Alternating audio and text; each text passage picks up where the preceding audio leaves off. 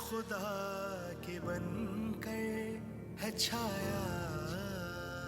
عرفان رمضان، عرفان رمضان، عرفان رمضان، عرفان رمضان، عرفان رمضان، عرفان رمضان، عرفان رمضان، عرفان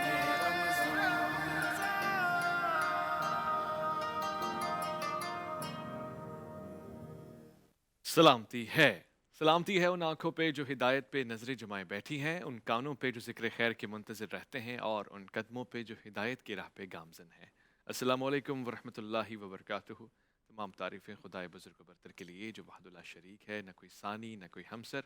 درود لامحدود محبوب رب الودود، راحت اللہ شکین مراد المشتاقین حضرت محمد مصطفیٰ، آپ کے آل پاک، آپ کے جانثار انصار اور اصحاب پر. ضرمن آپ دیکھ رہے ہیں عرفان رمضان کی سحر نشریات. میں آپ کا میزبان محمد اویس ربانی تہ دل سے آپ کو کہتا ہوں خوش آمدید. نہ کہیں جہاں میں اما ملی، جو اما ملی تو کہاں ملی، میرے جرم خانے خراب کو تیرے عفو بندے نواز میں. یہ ایک ایسا اندازہ ہے کہ جو ہمیشہ ٹھیک ٹھہرتا ہے. جتنا بھی انسان خطا کر لے، گناہ کر لے، اگر کہیں اس کو نتیجہ ملے گا یا اس کو پناہ ملے گی تو وہ اللہ رب العزت کی بارگاہ میں ہے. اور وہی ہے جو معاف کر سکتا ہے، اور وہی ہے جو سزا اور جزا کے اوپر حاکم ہے، قدرت رکھتا ہے. ہم میں سے بہت سے لوگ اتنی حیثیت رکھتے ہیں کہ ہم زیادہ سے زیادہ کچھ کہہ دیں، اور تھوڑے بہت جو اختیار رکھتے ہیں پھر ان کا معاملہ امتحانی معاملہ ہے. میں آج کے اس پروگرام میں خدا وحد اللہ شریک کے اس انداز، اس مزاج، اس صفت کو سمجھنے کی کوشش کروں گا کہ پروردگار نے کیوں سزا اور جزا کا معاملہ یوم الدین اپنے ہاتھ میں رکھا ہے، اور اس دنیا میں اس وقت یہ معاملہ کس کے ہاتھ میں رکھا ہے، اور پھر کن چیزوں کی سزائیں ہیں، اور سزائیں ہیں تو پھر جزا کا معاملہ کس چیز کے اوپر ہے. کیا وہ معاملے جو میرے آپ کے ساتھ ہیں اس میں بھی سزا اور جزا کا حتمی فیصلہ وہی فرمائے گا؟ کیا وہ سزا جو آپ نے مجھے دینی ہے وہ دے گا، اور اگر آپ مجھے معاف کر دیں تو کیا تب بھی وہی سزا کا اختیار رکھتا ہے؟ یہی معاملہ کچھ جزا کے ساتھ بھی ہے، اور یہ بہت ہی حساس، سنجیدہ اور میں سمجھتا ہوں کہ گہرا پہلو ہے.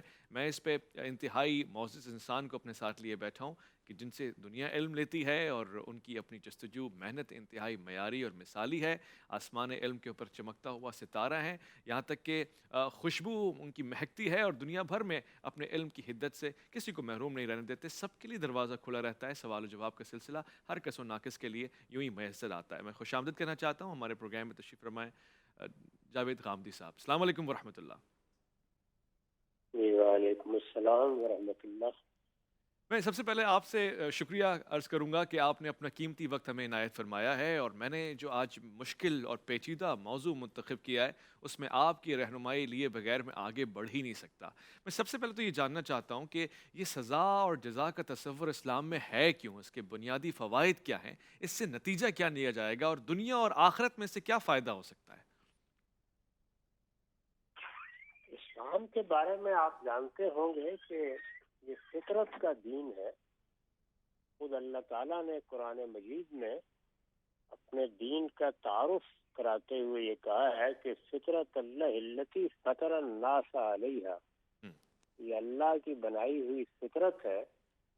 جس طرح اللہ نے انسان کو بنایا ہے وہ اسی طرح کا معاملہ اس سے کرتا ہے. انسان کی شخصیت بنائی اس طرح گئی ہے کہ اس کے لیے بہت بڑا محرک یا خوف ہوتا ہے یا طمع ہوتا ہے.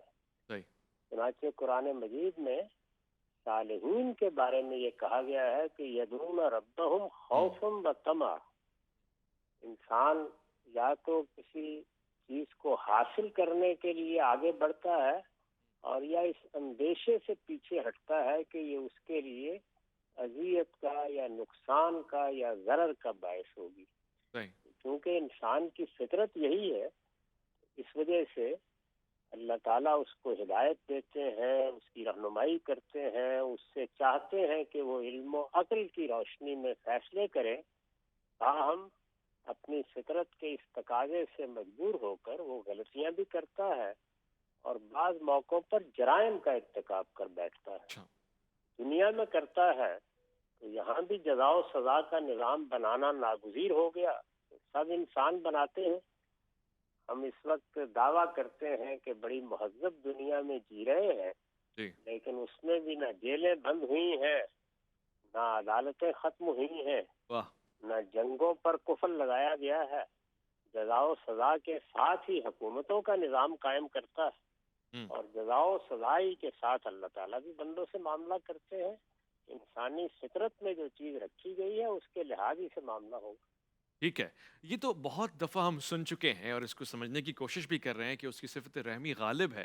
لہٰذا کیا انسان یہ امید لگا سکتا ہے، اور بہت سے لوگ جو ایسا گمان رکھتے ہیں کہ آخر میں اللہ تعالیٰ سب کو ہی بخش دے گا کیونکہ وہ پیار کرنے والا ہے، ماں سے 70 گنا زیادہ پیار کرتا ہے، لہٰذا سزا کا تو تصور ہی نہیں ہے، جزا ہی جزا ہے. اللہ تعالیٰ کی ہاں تو یہ امید رکھی جا سکتی ہے، لیکن جو بندوں کے ساتھ ظلم کیا ہے، عدوان کیا ہے، کسی کا حق مارا ہے، کسی کی جان مال آبرو کے خلاف زیادتی کی ہے، اس کو اللہ تعالیٰ کیسے معاف کریں گے؟ وہاں تو عدل کا سوال پیدا ہو جائے گا. اللہ تعالیٰ سراسر رحمت ہے، لیکن وہ بے انصافی تو نہیں کر سکتے.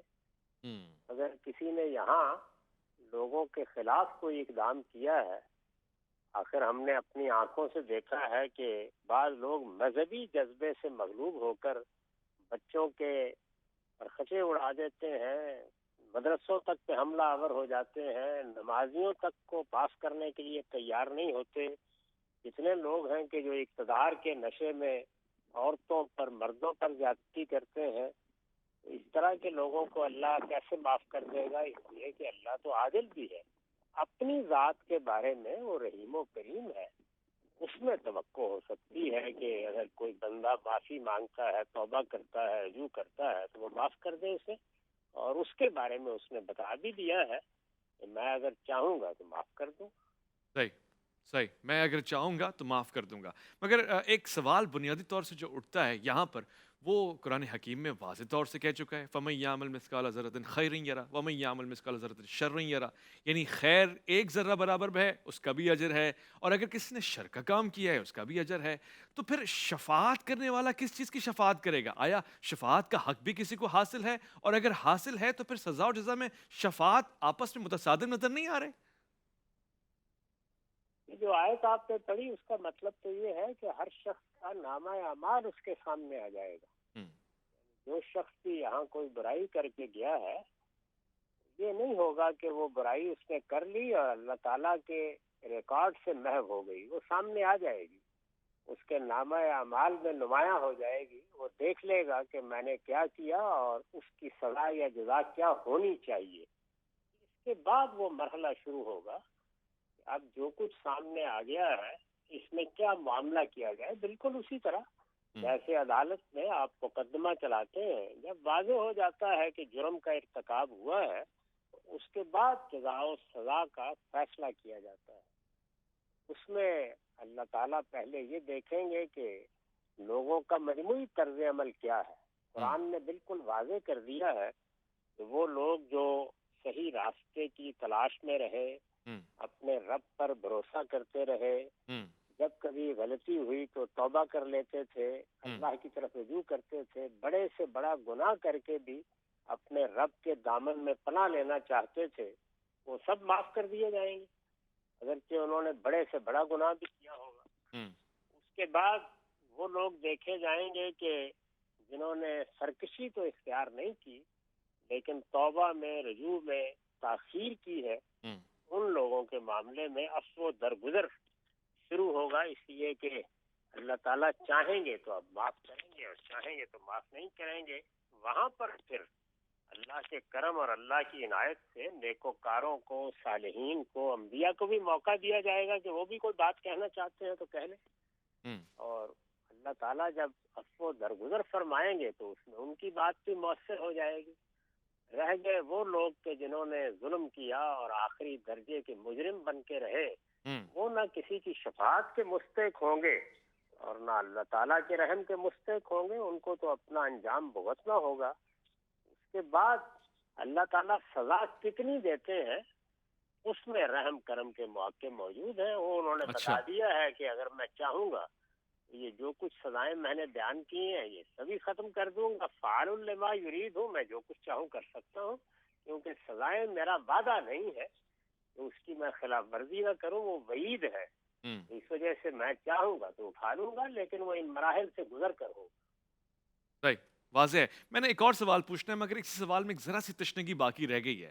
یعنی اگر کوئی مجرم ہے، خطا کار ہے، میں بہت زیادہ گناہ گار ہوں اور مجھ سے کچھ حقوق العباد کے معاملے میں کوتاہی ہو گئی ہے، اب میں یہ امید رکھ سکتا ہوں کہ رسالت مآب صلی اللہ علیہ وآلہ وسلم میری شفاعت کر دیں تو میرا بیڑا پار ہے اور پھر جنت میں میرا داخلہ ہو جائے گا بغیر سزا اور جزا کے حساب و کتاب کے؟ یہ ممکن ہے؟ وہ پھر اس آدمی کے ساتھ معاملہ کرائیں گے۔ اگر اللہ کے پیغمبر نے کوئی بات کہنی ہے آپ کے حق میں تو سب سے پہلے تو اس شخص کو راضی کیا جائے گا نہ اللہ کوئی خلاف حق بات کرے گا اور نہ پیغمبر کوئی خلاف حق بات کریں گے۔ شفاعت کا اصول قرآن میں یہ بیان ہوا ہے کہ اللہ جس کو کہے گا اس کے حق میں کچھ کہیے وہ کہہ سکے گا، جس کے بارے میں کہے گا اسی کے بارے میں کہا جائے گا، اور کوئی خلاف حق بات نہیں کہی جائے گی۔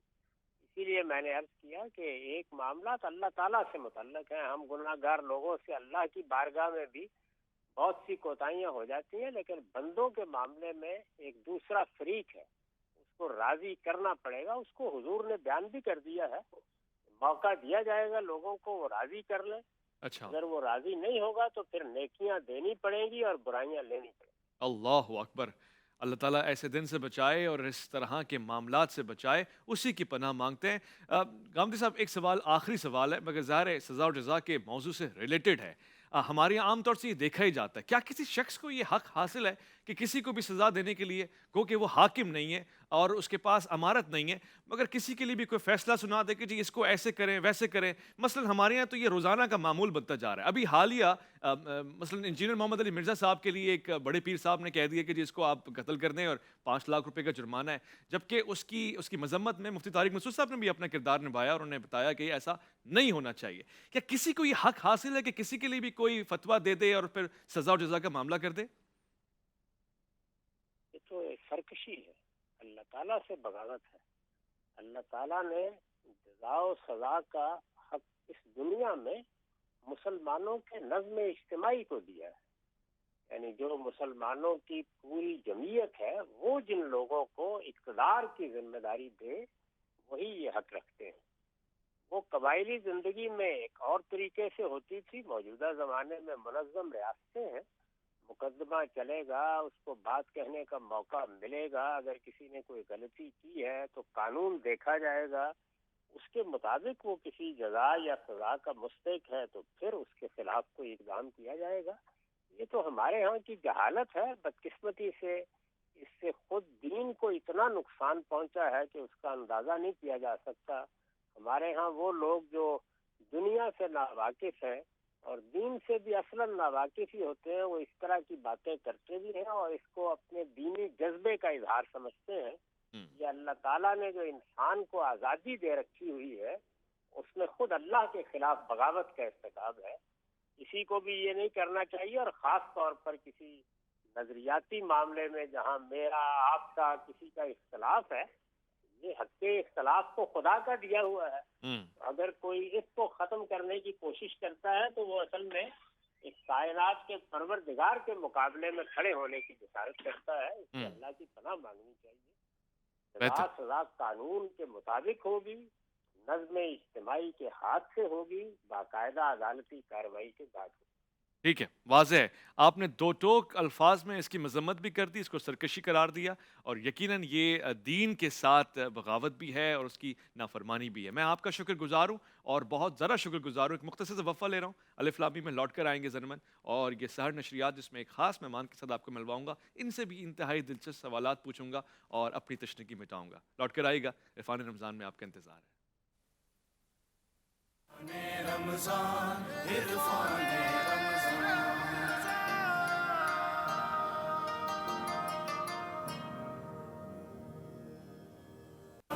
رمضان عرفان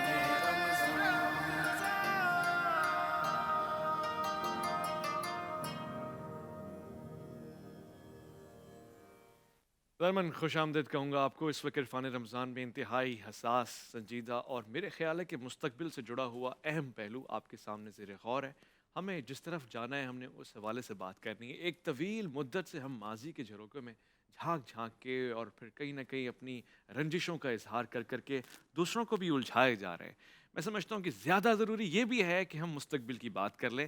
ہمارا ایک پروردگار ہے جس نے ہمیں اس دنیا میں آزمائش کے لیے بھیجا ہے اور پھر سزا اور جزا کا تصور رکھ کے بھیجا ہے۔ اس نے بتایا ہے کہ یہ کرو گے تو ایسا انجام ہوگا، اس دنیا میں بھی اس کے اثرات نمایاں ہو جائیں گے اور پھر آخرت میں تو حساب کتاب ہو گئی۔ میں آج کے اس پروگرام میں خوش آمدید کرنا چاہتا ہوں۔ میرے ساتھ تشریف فرمائیں، بہت ہی پیارے گفتگو میں ایک شائستگی رکھتے ہیں، انداز میں ایک لطافت رکھتے ہیں، سادگی سے سرشار ان کا مزاج ہے اور یہ جب جب ملتے ہیں محبت بڑھ جاتی ہے ان کے ساتھ اور پھر انہی کے ذریعے تعارف ہوتا ہے حکمت کی باتوں کا۔ میں خوش آمدید کرنا چاہتا ہوں حسن الیاس صاحب کو۔ السلام علیکم ورحمۃ وعلیکم السلام ورحمۃ اللہ۔ اللہ۔ میں سب سے پہلے حسن الیاس صاحب آپ سے تعزیت کرنا چاہتا ہوں، آپ کے والد بزرگوار حاجی محمد الیاس حیدری صاحب، پروردگار ان کو غریق رحمت فرمائے۔ آپ کے ایک کمالات ہیں، آپ کی خدمات ہیں، آپ برادر نسبتی بھی ہیں حضرت مولانا عبدالرزاق اسکندری کے، اور میں خاص طور سے چاہوں گا کہ ہم دونوں مل کے ان کے لیے دعا کرتے ہیں، پروردگار ان کی مغفرت فرمائے اور ان کے درجات بلند فرمائے، آمین یا رب۔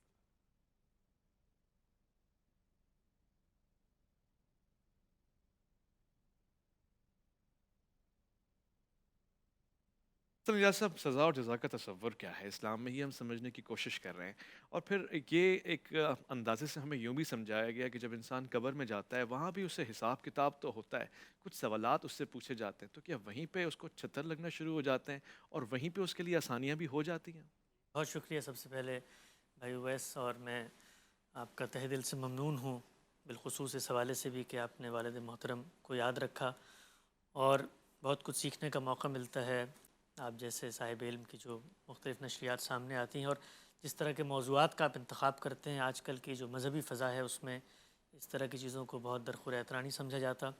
جہاں تک آپ کے سوال کا تعلق ہے، دیکھیے میں بطور انسان جب کائنات پہ نظر دوڑاتا ہوں تو میرے سامنے کچھ چیزیں وجودی حقیقت کے طور پہ آتی ہیں۔ پہلی چیز یہ ہوتی ہے کہ میں مخلوق ہوں۔ اگر میں مخلوق ہوں تو عقل اس کا تقاضا کرتی ہے کہ وہ خالق ہونا چاہیے۔ انبیاء کی خبر ہمیں یہ بتاتی ہے کہ خالق موجود ہے۔ اب اگر خالق موجود ہے تو خالق کی اسکیم کیا ہے، خالق کی دنیا میں منشا کیا ہے، خالق کی خواہش کیا ہے، اس سب کی خبر مجھے صرف روح زمین پہ ایک شخصیت دیتی ہے، روح پیغمبر کی ذات والا صفات۔ یہ وہ چیز ہے کہ جس کے بارے میں کوئی نقد و استدلال، میں کوئی استنباط و استقرا، کوئی بات کچھ نہیں کر سکتا۔ جو کچھ مجھے روح زمین پہ کھڑا ہوا ایک شخص، خدا کا ایک منتخب مصطفیٰ فرستادہ بتا دیتا ہے کہ یہ اللہ کی منشا ہے، مجھے اس کے سامنے سر تسلیم خم کرنا ہے۔ اللہ تعالیٰ کی اس خواہش کو پیغمبر نے ہم تک پہنچایا ہے اللہ کی کتاب کے ذریعے، اور اس میں اس نے بتا دیا ہے کہ یہ دنیا جس پہ تمہیں بھیجا گیا ہے یہ رائی کا غلہ نہیں ہے، یہ کیلنڈر کا کھیل نہیں ہے، یہ رام کی لیلا نہیں ہے، بلکہ اس کے بعد ایک جزا و سزا کا دن مقرر کیا۔ اگر وہ خالق ہے، اس نے تمہیں ارادہ اختیار شعور دیا ہے، تو اب تمہارے سوء استعمال پر وہ تم سے سوال کرے گا۔ یہ اس کی صفت خلاقیت کا بھی تقاضا ہے اور صفت عدل کا بھی تقاضا ہے۔ خالق نے اپنی کتاب میں جو اس حوالے سے ہمیں باتیں بتائی ہیں، وہ باتیں یہ مانتے ہوئے بتائی ہیں کہ تم لوگ اپنی عقل، اپنی بصیرت میں محدود ہو، ایک نادیدہ عالم ہے دنیا سے رخصت ہونے کے بعد، لہٰذا ان چیزوں کے بارے میں تمہیں امیجری کی صورت میں، متشابہات کی صورت میں کچھ جھلک دکھاتا ہوں کہ وہاں کیا ہوتا ہے۔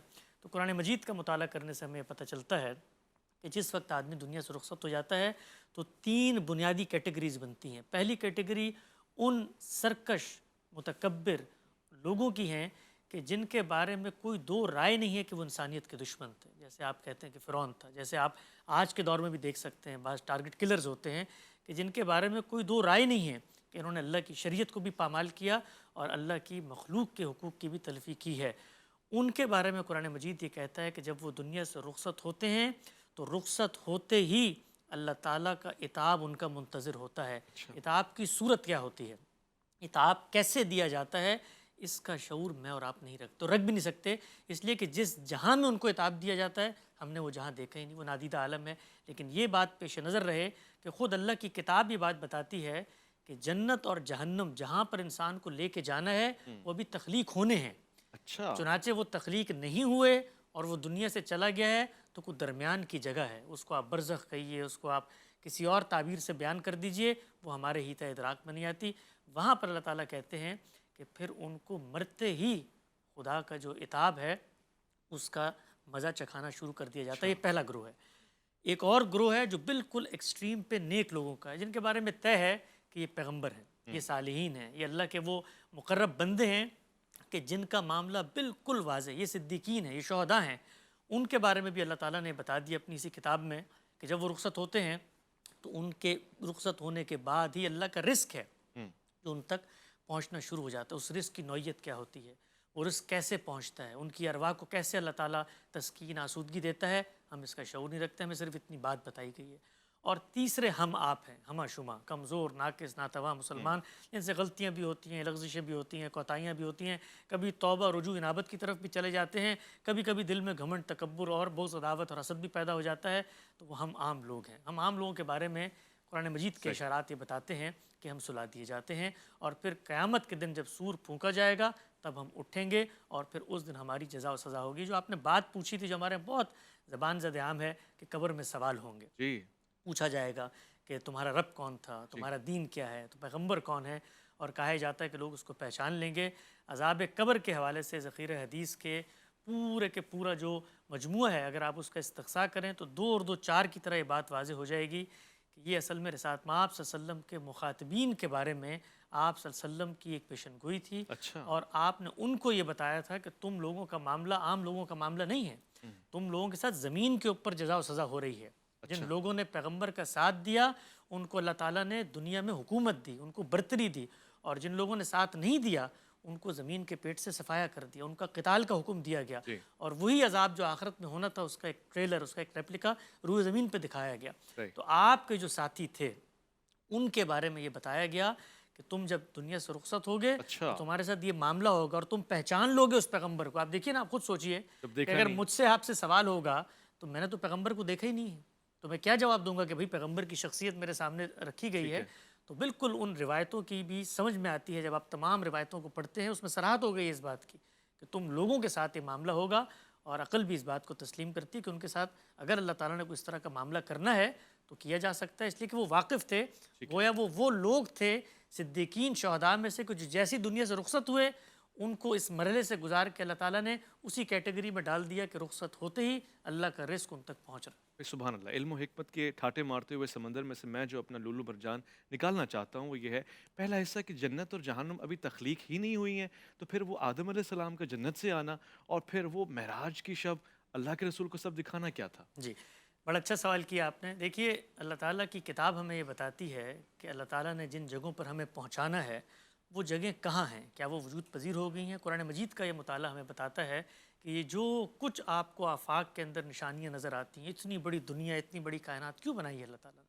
اس وقت آپ دیکھیے کہ جیم ویب ٹیلیسکوپ نے آپ کو بتایا کہ ہم تو ایک ذرے سے بھی چھوٹے ہیں، اتنی بڑی اکناف عالم میں پھیلی ہوئی یہ کائنات ہے.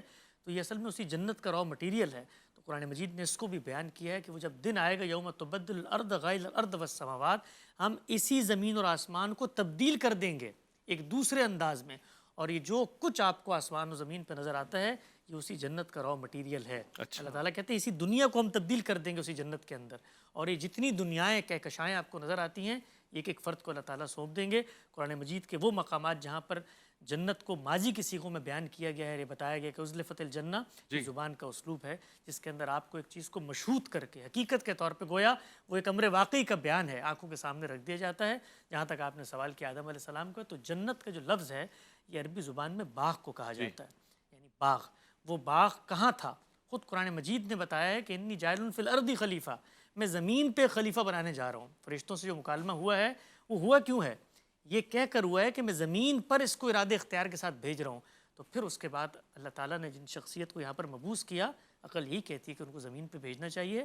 تو وہ دنیا ہی کے باغوں میں سے کوئی باغ تھا جہاں پر آدم علیہ السلام کو اللہ تعالیٰ نے رکھا اور پھر اس کے بعد انہیں وہ امتحان درپیش ہوا. ٹھیک ہے، بہت ہی لطیف گفتگو ابھی جاری ہو ساری ہے. ایک مختصر سا وقفہ میں نے لینا ہے، لوٹ کر آؤں گا اور علم حکمت کے ان ابواب سے دوبارہ سے گزریں گے.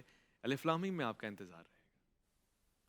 رمضان عرفان رمضان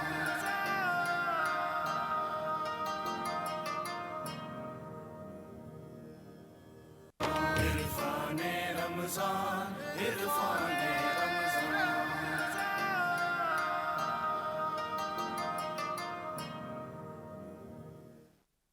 رمضان من خوش آمدید.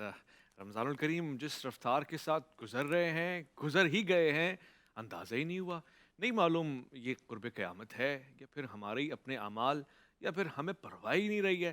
آج بھی اس ساری کو جب آپ دیکھ رہے ہیں تو مجھے یہ اندازہ نہیں ہو پا رہا ہے کہ آج اور کل اور پرسوں اب کن دنوں کو میں عبادتوں میں لے کے جاؤں اور کن دنوں میں ذمہ داریاں نبھاؤں، اور پھر آج جو گفتگو میں سن رہا ہوں سزا اور جزا سے ریلیٹڈ، مجھے تو ہوشیار ہو جانا چاہیے، مجھے تو اپنے اعمال کو سدھار لینا چاہیے، مجھے تو دوسروں سے نظر ہٹا کے اپنے آپ کا محاسبہ کرنا چاہیے، کیونکہ یہ میرا معاملہ ہے اور پھر میں نے اللہ رب العزت کی بارگاہ میں جانا ہے، اس نے مجھ سے حساب و کتاب کرنا ہے۔ اگر میں بقول حسن الیاس صاحب کے ان لوگوں میں نہیں ہوں جو شہداء ہیں، صدیقین ہیں، تو مجھے اور احتیاط کرنی چاہیے، اپنا مرتبہ اٹھانا چاہیے۔ اور اگر میں جیسے کہ کس و ناقص میں بھی نہیں آتا، مجھے تو سو جانا ہے خاموشی کے ساتھ، تو پھر ابھی آرام کرنے کا فائدہ کیا ہے؟ مجھے تو محنت کرنی چاہیے، اور جیسا کہ میرے اعمال ہیں، میں اگر ان گناہ گاروں میں اور ان ظالم لوگوں میں سے ہوں، پھر تو استغفر اللہ العیاذ باللہ۔ میں حسن الیاس صاحب جب سوال کر رہا تھا تو جنت کے مفہوم اور جہنم اور پھر حساب و کتاب، چونکہ یہ نتائج ہے، انسان اچھے کام کرے گا جنت میں جائے گا، اور اگر اس سے گڑبڑ ہو جائے گی جہنم اس کا انتظار کر رہی ہے۔ مگر وہ سفر معراج کا معاملہ کہ جب رسالت مآب کو وہ لوگ دکھائے جا رہے ہیں جو جہنمی ہیں، ان کی سزائیں دکھائی جا رہی ہیں، بقول آپ کی جنت جہنم ابھی تخلیق نہیں ہوئی، تو پھر وہ کیا تھا؟ جی بڑا اچھا سوال ہے یہ بھی آپ کا۔ دیکھیے رسالت مآب صلی اللہ علیہ وسلم کو اللہ تعالیٰ نے بہت سارے ایسے مشاہدات کروائے ہیں جن کے ذریعے پیغمبر کے ایمان میں بھی اضافہ ہوا، کیونکہ پیغمبر اصل میں شہادت کی جگہ پہ کھڑا ہوتا ہے۔ پیغمبر نبی ہوتا ہے، نبی کسے کہتے ہیں؟ وہ جو ایک بڑی خبر لے کے آتا ہے، تو خبر کی تائید، خبر کی تصدیق، خبر کے بارے میں اذعان، ایقان، تیقن پیدا کرنا، اللہ تعالیٰ پیغمبروں کے ساتھ یہ معاملہ کرتے ہیں۔ یہ حالت بیداری میں بھی ہوتا ہے اور حالت رویا میں بھی ہوتا ہے، خواب میں بھی ہوتا ہے۔ بیداری میں بھی خود قرآن مجید نے بتایا ہے 2 مقامات پہ کہ اللہ تعالیٰ نے جبریل کا آپ کو مشاہدہ کروایا ہے، سورہ نجم کے اندر بھی ذکر ہوا ہے۔ اسی طریقے سے رویا کے اندر، خوابوں کے اندر اللہ تعالیٰ وہی صورتحال، اور یہ خواب بھی بیداری میں ہوتے ہیں اور یہ خواب نیند کی حالت دونوں میں ہوتے ہیں۔ خود آپ پڑھیے ذخیرہ حدیث کو، تو صحابہ بتاتے ہیں کہ آپ صلی اللہ علیہ وسلم ایک دن نماز پڑھ رہے تھے، اور نماز پڑھتے پڑھتے آپ نے اپنا ہاتھ آگے بڑھایا اور پھر آپ پیچھے ہو گئے مسکرا کے۔ تو صحابہ نے پوچھا رسول اللہ آپ کیا کر رہے تھے؟ تو آپ نے فرمایا کہ میرے سامنے جنت کا خوشہ پیش کیا گیا تو میں نے اس کو آگے بڑھ کے لینے کی کوشش کی۔ بے تحاشا خواب ہیں ساتھ مآب صلی اللہ علیہ وسلم کے، جس میں آپ خود صراحت سے یہ بات بتا رہے ہیں کہ مجھے خواب میں دکھایا گیا جنت کے احوال، جہنم کے احوال۔ خواب کیا ہوتا ہے؟ خواب کے اندر اصل میں ایک صورتحال جو آپ کے سامنے نہیں ہے اس کو ممثل کر کے دکھایا جاتا ہے۔ تو آپ کو جنت کے بارے میں بھی مختلف خواب دکھائے گئے، جہنم کے بارے میں بھی مختلف خواب دکھائے گئے، اور جس واقعہ معراج کا آپ نے ذکر کیا، اسراء و معراج، قرآن مجید نے خود صراحت کر دی ہے کہ یہ خواب کا واقعہ تھا۔ آخر میں بتایا ہے کہ رویا کے اندر ہم نے یہ کام کیا تھا، اور بڑا دل نواز، بڑا شاندار رویا ہے کہ بنی اسرائیل اس سے پہلے جو استفاء اور تولیت کی جگہ پر فائز تھے دنیا میں، ان سے یہ مرتبہ لے کر بنی اسماعیل کو دیا جا رہا ہے، لہٰذا مسجد اقصیٰ لے جایا گیا علامتی طور پہ خواب میں، اور پھر یہ سبق دیا گیا کہ اب وہ ذمہ داری تمہارے سپرد کی جا رہی ہے۔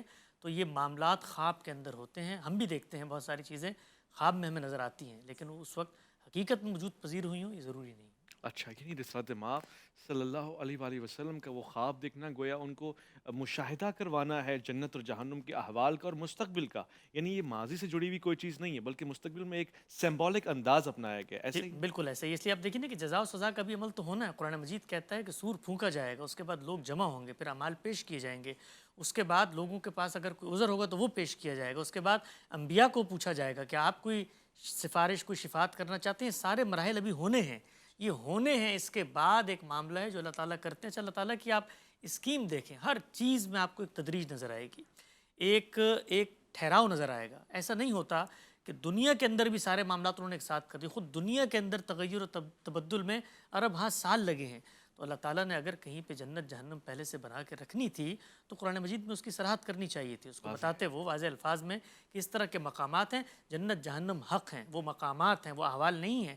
بعض لوگوں نے اس گمراہی کو بھی اپنایا ہے، کوئی انہوں نے کہا کہ یہ تو کوئی احوال ہیں اور یہ اسی دنیا میں کہیں پہ موجود ہوں گے، ایسا ہرگز نہیں ہے۔ جنت جہنم اللہ کے متعین کردہ مقامات ہیں، لیکن وہ کہاں ہیں ہمارے ہیتہ ادراک میں نہیں ہے۔ اللہ نے کہا انہی زمین و آسمان کو تبدیل کر کے میں پھر اس جنت میں لیکن ہے ہی نہیں نا، آپ کہہ رہے ہیں اس وقت تو وہ بنے ہی نہیں ہیں، ان کی تخلیق ہوئی ہی نہیں ہے، وہ تو ہونے والے ہیں۔ اسی سے ریلیٹڈ ایک تشنگی مٹانے کی بات ہے، اس کے بعد میں سوال کی طرف آ جاؤں گا۔ وہ شہداء، وہ احباب، مثال کے طور پہ بدری لوگ یا کچھ ایسے لوگ جیسے جعفر طیار، آپ پہ ہمارا سلام، آپ کے لیے کہہ دیا کہ جنت میں پرواز کر رہے ہیں، تو وہ لوگ کہاں ہیں اگر جنت ہی نہیں ہے تو؟ یہ دیکھیے زبان کے بہت سارے اسالیب کو بالعموم ہم سمجھتے نہیں ہیں۔ کسی شخص کو کسی چیز کی بشارت دینا، خود قرآن مجید کو آپ دیکھیے نا کہ جنت کے جتنے احوال اللہ تعالیٰ نے ہمیں بتائے ہیں اس عالم نادیدہ کے بارے میں، تو ہماری علم کی رعایت سے بتائے ہیں. ہمیں بتایا ہے کہ وہاں پر بہتی ندیوں کا شور ہوگا. ہمیں بتایا ہے کہ خوشے جھکے ہوئے ہوں گے، اس لیے کہ ہم جب کسی خوشنما تصور کو ذہن میں لاتے ہیں تو یہی کچھ ہمارے ذہن میں آتا ہے کہ بڑے بڑے محلات ہیں، ان سے پانی بہہ رہا ہے. تو اسی طریقے سے یہ باتیں بیان کی گئی ہیں کہ جو لوگ اس چیز کے مستحق ہو گئے ہیں، اللہ تعالیٰ ان کو گویا دکھا رہے ہیں. خود رسالت مآب صلی اللہ علیہ وسلم کو اب دیکھیے، بہت ساری روایتوں میں آپ کہتے ہیں میں رات کو جنت میں سفر کر رہا تھا، مجھے محل نظر آیا. میں نے کہا کس کا محل ہے؟ تو کہا گیا قریشی کا ہے. آپ صلی اللہ علیہ وسلم فرمایا مجھے خیال ہوا میرا ہے. کہا نہیں، آپ کا نہیں، سیدنا عمر کا ہے. اور پھر رسول اللہ صلی اللہ علیہ وسلم فرماتے ہیں کہ وہاں سے نکل آیا اور صبح آپ نے سیدنا عمر کو یہ خواب سنایا کہ عمر رات کو میں نے دیکھا تھا لیکن میں تمہارے محل میں داخل نہیں ہوا کیونکہ مجھے غیرت آئی تم سے. تو سیدنا عمر رو پڑے اور کہا یا رسول اللہ میں آپ پر غیرت کھاؤں گا. اس طرح سیدنا بلال کے بارے میں مختلف خواب آپ صلی اللہ علیہ وسلم نے بتایا کہ میں نے رات بلال تمہاری جنت میں تمہارے قدموں کی چاپ سنی. اب بلال زندہ ہیں، بلال روئے زمین پہ موجود ہیں، بلال حیات ہیں. خود آپ صلی اللہ علیہ وسلم بلال کو یہ بات بتا رہے ہیں کہ جنت میں تمہارے قدموں کی چاپ سنی، بتاؤ کیا اعمال کرتے ہو؟ تو انہوں نے بتایا کہ جی میں وضو کے اندر میرا یہ معاملہ رہتا ہے. تو یہ ساری چیزیں بشارت کی چیزیں ہوتی ہیں. خود ان لوگوں کے بارے میں ان کو عشرہ مبشرہ کہا جاتا ہے. اللہ کے پیغمبر نے اسی اصول پہ بشارت دی کہ بالکل واضح معاملہ ہے ان کا. تو یہ سب چیزیں جب بیان کی جاتی ہیں تو یہی کہہ کر بیان کی جاتی ہے کہ یہ گویا امر واقعی کا بیان ہے، مشہود کر دیا جاتا ہے آپ کے سامنے آنے والی صورتحال کو. ٹھیک ہے، پروگرام کے آخری حصے میں ایک سوال جو ہر عام سا شخص پوچھنا چاہتا ہے اور اکثر ہم اس کا ذکر کرتے رہتے ہیں کہ مکافات عمل ہے. آپ نے ایسے کیا تھا لہٰذا آپ کے سامنے آ گیا. مکافات عمل کا سزا اور جزا سے کیا تعلق ہے؟ یعنی ہم جو کرتے ہیں وہ دنیا میں ہی ہمیں مل جاتا ہے یا نہیں ہمیں انتظار کروایا جائے گا اور آخرت میں اس کا حساب دینا ہے؟ دیکھیے دو حصے ہیں. دنیا میں جب ہمیں بھیجا جاتا ہے، ارادہ اختیار دیا ہے، شعور دیا ہے، عقل دی ہے، ہم فیصلہ سازی کے مرحلے سے خود گزرتے ہیں اور اس گزرنے میں ہم با اختیار ہیں. جب ہم گزرتے ہیں تو اس کے ساتھ ساتھ دنیا میں ایک نظام بھی موجود ہے. اللہ تعالیٰ نے اس نظام کے بارے میں بتایا ہے کہ خلق السماوات والارض بالحق، یہ کچھ ٹھیک ٹھیک اصولوں پہ بنا ہوا نظام ہے. تو اگر میں دنیا کے اندر کوئی ایسا کام کرتا ہوں جو قوانین فطرت کے خلاف ہے، جو کسی دوسرے شخص کی حق تلفی کا باعث بنتا ہے، تو وہاں پر وہ دوسرا با اختیار شخص بھی موجود ہے، نیچر بھی موجود ہے، فرد بھی موجود ہے. تو وہ رد عمل دیں گے، وہ مکافات عمل ہوگا. مجھے پتہ ہے کہ آگ جلاتی ہے، میں ہاتھ ڈالوں گا تو ہاتھ جلے گا. تو یہ معاملہ تو دنیا میں ہو رہا ہوتا ہے. لیکن اس سے آگے بڑھ کے جو ایک پورا تصور ہے کہ ہر نیکی اور ہر بدی اس کا یہیں پر مکافات عمل ہو، اس کو ہمارے ہاں بعض صوفیانہ تصورات میں کارما کے تصور سے بیان کیا جاتا ہے. دین اسلام میں ایسی کوئی چیز نہیں ہے. اسلام یہ بتاتا ہے کہ ایک دن آنے والا ہے جس دن یہ سب کچھ ہوگا، وہ ہے جزا و سزا کا دن. اگر وہی دنیا میں ہونا تھا تو پھر آخرت کی کوئی ضرورت نہیں ہے. اور دوسری چیز یہ ہے کہ اگر مجھے سزا مل رہی ہے تو مجھے شعور ہونا چاہیے کہ میرا یہ جرم تھا. کارما کے اندر تو یہ ہوتا ہے نا کہ جی مجھے پچھلے جنم کی سزا بھی دے رہے ہیں، گویا میں اس وقت بھی کسی جزا و سزا کی صورتحال میں ہوں جو میں نے پہلے کچھ غلط کام کیے تھے. تو جزا و سزا ہمیشہ شعور سے متعلق ہوتی ہے. مجھے پتہ ہونا چاہیے میں نے کیا کیا اور میرے اندر شعور ہونا چاہیے کہ مجھے سزا مل رہی ہے. تو دین اسلام یہ کہتا ہے کہ جزا و سزا کے اٹل قوانین وہ دنیا کے اندر چل رہے ہیں. اللہ تعالیٰ قوموں کے ساتھ بھی معاملات کرتے ہیں، پھر پیغمبروں کے ساتھ بھی خصوصی قانون ہے جزا و سزا کا. اللہ بھی جزا و سزا کرتے ہیں دنیا میں، لیکن عمومی طور پہ جو آخرت کی جزا و سزا ہے وہی حتمی جزا و سزا. بہت بہت شکریہ حسن الیاس صاحب، آج آپ نے ہمیں اتنی خوبصورت گفتگو سے نوازا ہے. ہم آپ کے شکر گزار ہیں. یہ عنایتیں ہیں آپ کی. خدا کرے کہ آپ کو عمر بالخیر عطا ہو اور یوں ہی آپ گفتگو کرتے رہیں. خواتین و حضرات اور اعزان من، آج میں نے کوشش کی اور اپنے اس چھوٹے سے دماغ کو بہت تیز دوڑایا. میں اتنی دور تک نہیں دوڑ سکا جہاں تک اللہ رب العزت کی معرفت حاصل کر سکوں. البتہ سزا اور جزا کے کچھ ابواب میرے سامنے روشناس ہو گئے، کر دیے گئے. میں اتنی گزارش ضرور کروں گا اور اس کے ساتھ آپ کو کہوں گا کہ ان چیزوں پہ عمل کا وقت شروع ہوا چاہتا ہے. بات صرف اتنی ہے کہ اللہ رب العزت نے حسن مآب اور پھر بئس المصیر دونوں چیزیں آپ کے سامنے رکھی ہوئی ہیں. یعنی ایک ٹھکانہ جو بہتر ٹھکانہ ہے اس کے لیے آپ کو آج ہی سے تیاری کرنی ہے، اور ایک جو بدترین ٹھکانہ ہے. حضرت علی کرم اللہ وجہہ کے سامنے ایک شخص حاضر ہوا اور اس نے کہا کہ میں نے خوبصورت سا مکان بنایا ہے، مدتوں کی محنت ہے، آپ چل کے اپنا قدم رکھیے اور پھر میں اس گھر کو خوش قسمتی کا گھر سمجھوں گا. آپ گئے، تشریف لے گئے. آپ نے دیکھا کہ وہ گھر بڑا شاندار تھا. آپ نے اس سے چند سوالات پوچھے. آپ نے کہا کہ اس کی تعمیر میں تمہیں کتنا وقت لگا؟ اس نے کہا حضور بڑی مدت لگی. کہا کتنا سرمایہ؟ کہا بڑی میں نے دولتیں اس پہ نچھاور کی تب جا کے یہ بن پایا ہے. آپ نے کہا کہ اس کا وارث کون ہوگا؟ 50 سال بعد، 100 سال بعد، 150 سال بعد. یہ خاموش ہو گیا. اس نے کہا کہ اس کے وارث تو دیگر لوگ ہوں گے، میں تو چلا جاؤں گا. پھر آپ نے وہ جملہ کہا جو میرے اور آپ کے اور ہماری سزا اور جزا سے ریلیٹڈ ہے. کہا اس گھر سے دوسرا گھر بناؤ ورنہ تم ناکام ہو گئے. اپنے اس گھر میں مہمانوں کے لیے، پڑوسیوں کے لیے، یتیموں کے لیے اور ان لوگوں کے لیے کہ جن کا حصہ رکھا ہے اللہ نے، حصہ قرار دو. اپنا خیال رکھیں گے آپ، اپنے سے بڑھ کے خیال رکھیں گے ملک پاکستان کا، اللہ کے فرمان کا. वैस रब्बानी को दीजिएगा इजाज़त। रमजान इरफान